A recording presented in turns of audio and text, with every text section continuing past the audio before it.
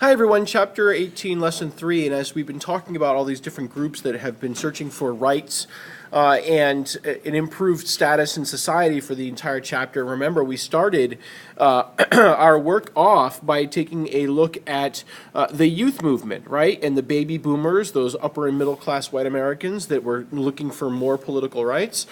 We then moved, of course, to the women's movement, right? Where we talked about the rise of feminism in the search of women in pursuit of equal rights.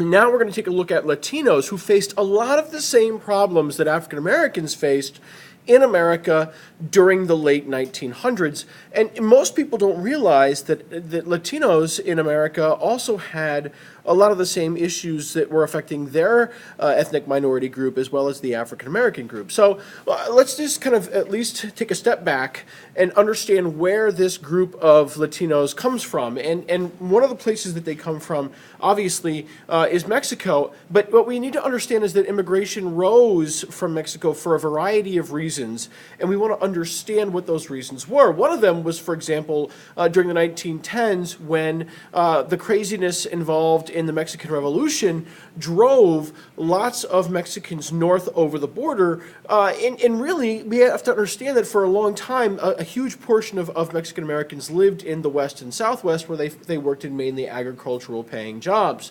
What we have to take a look at then is understand that Latinos, since they were often in these lower paying agricultural jobs, often felt the effects of economic hardship. So, for example, the neighborhoods they lived in, their ethnic neighborhoods called barrios, they were higher rates of disease, higher rates of infant mortality. When economies would crash, like it happened in the Great Depression, Latinos often felt the pain of that first because farms weren't producing and they were laid off. And many even returning to Mexico because of that. And we, of course, talked about before, during the Great Depression, how even those Latinos who were American citizens were forcibly deported to Mexico, even if you were an American citizen. And I think what we need to understand then is that Latinos have kind of this up and down relationship in place in American history because, here they come in the 1910s to America to escape the craziness of a revolution, and they do these low-paying, back-breaking work jobs in farmers' fields, and then the Depression happens and we send them back to Mexico. And then World War II happens and we need more people working on these farms and fields again for our factory and in our factories, and so we bring them back to the United States with the Bracero program. And the Bracero program was designed, if you remember, we even talked about this back in World War II, to bring laborers into America, have them work in the Southwest, mostly as low-wage farm workers, some in factories. But we're not talking small numbers here. We're talking large numbers of Mexican immigrants, 125,000 or more. Large numbers of Latino immigrants coming here to America to work in our fields during World War II. But what's interesting, right, is that when World War II ends, we don't need those laborers anymore, right? So what do? Well, President Eisenhower essentially says we need to remove Latino immigrants who are undocumented, who are illegal aliens, because their labor isn't needed on farms. And we have all these soldiers returning home from World War II, from the Korean War. And so we have a program that's launched to deport illegal Latino immigrants, which is called Operation Wetback. And that's actually, that should strike you as perhaps racist. Because the term wetback is a racist term. It's a derogatory term for a Latino immigrant, in particular for an illegal Latino immigrant, whose backs would be wet after swimming through the Rio Grande, which is a river that borders between Texas and Mexico. So we have Eisenhower having posses of people working throughout the Southwest United States looking for Latinos. The problem is they weren't deporting just Latino immigrants. They were also deporting people who simply looked Mexican, which meant that we often had a lot of citizens of the United States that were sent to Mexico illegally. So we were looking for illegal immigrants to Mexico, and we, in addition to capturing those people, we did in fact also illegally send American citizens to Mexico. So it was kind of a mixed bag of results, all of it labeled with this kind of racist term of Operation Wetback. So, with that backdrop of immigration kind of being tumultuous and rocky and just all over the place, right? They're coming and then we send them back, and then we bring them and then we send them back. Latinos didn't take this sitting down, right? This kind of rocky relationship. They create organizations to help advance Latino rights in America. Organizations like LULAC, which the League of United Latin American Citizens, which it fights against discrimination against people of Latin American ancestry, or even taking things to court, like Brown v. Board of Education, where in the Southwest, where Latinos were forced to attend Spanish-speaking students were forced to attend segregated Mexican schools. That was actually what they were called.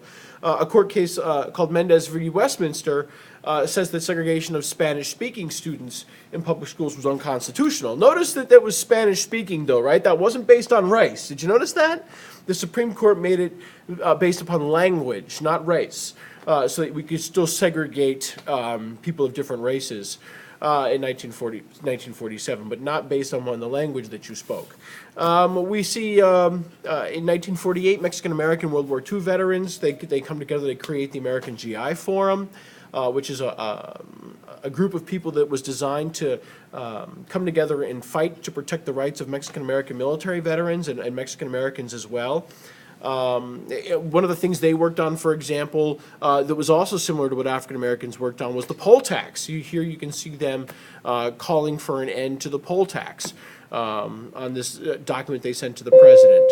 So, what we see is Latinos in America fighting in the courts, looking to organize, having victories in cases like Mendez v. Westminster, but also having victories in court cases like Hernandez v. Texas, where the Supreme Court says that we can no longer exclude Mexican Americans from juries in Texas or anywhere else, for that matter, that you should be allowed to sit on juries regardless of your ancestry. The leaders who put this all together were people like Cesar Chavez, who led the United Farm Workers. And he, for example, had the same sort of success as Martin Luther King in making change. And I want to draw a comparison between Martin Luther King and Cesar Chavez for a second, because if you remember, Martin Luther King wasn't able to really make economic improvements in the lives of African Americans. He got the political rights, but he was having a really tough time with economic rights. Cesar Chavez was one of the first protest leaders to actually lead to a change in economic benefits for an ethnic minority group, helping Americans embrace better wages for farm workers through a grape strike, the first successful Latino nationwide agricultural strike to get better wages for farm workers in a grape strike, for example. The other successful campaigns led by Cesar Chavez and other leaders like Dolores Huerta would be the practice of bilingualism, this idea of we should teach immigrant children in their own language while they're also learning English. Because bilingualism has documented to it a whole host of benefits. Things like better conflict management skills, greater well-being, less stress, attention to detail, goals and task orientation, all improved based upon those different benefits of bilingual education. There were some opponents of bilingualism as well, of course, arguing that it makes it difficult for Latinos to assimilate, become more like everyone else. But it was a successful campaign that the leaders of the Latino rights movement were able to bring to conclusion across America. We'll even see political parties organized. La Raza Unida, which is a political party that is organized especially for Latino immigrants, trying to mobilize Mexican-American voters, calling for job training and equal access to banks and other kinds of benefits. And really then, I think that the point of this lesson is to show us that African Americans weren't the only ethnic minority group that really attempted to organize in different groups like La Raza Unida and LULAC and all these other different groups. They weren't the only ethnic minority group to have leaders like Martin Luther King, as Latinos have Cesar Chavez and Dolores Huerta.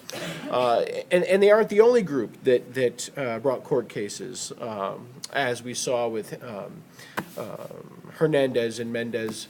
Those two court cases being successful victories for Latino Americans. So, all of this, I think, will give us a good foundation to take a more in-depth look at the living conditions of some of these folks and the struggles that this ethnic minority group had and why they called for change when we get together in class.